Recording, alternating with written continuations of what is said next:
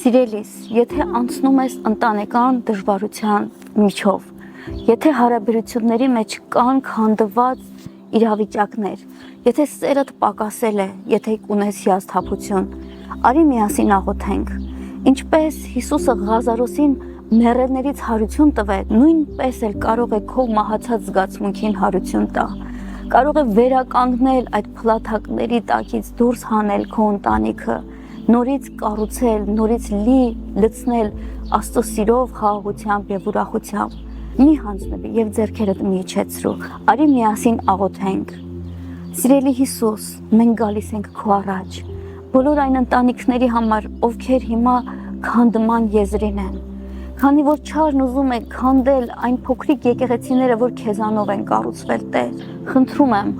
օգնիր յուրաքանչյուր կնոջ, որ գեր բնական իմաստություն ստանա երկնքից,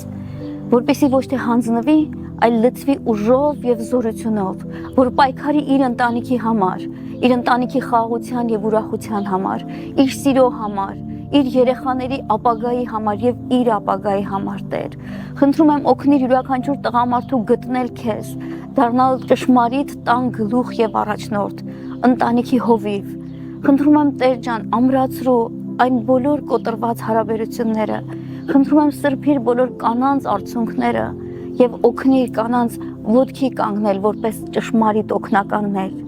Հայտնիր նրանց, ինչպես կարող են դառնալ ճշմարիտ օգնական իրենց ամուսնու համար, ինչպես կարող են դառնալ պսակ իրենց ամուսնու գլխին, ինչպես քո խոսքն է ասում։ Հիսուսի անունով, ամեն։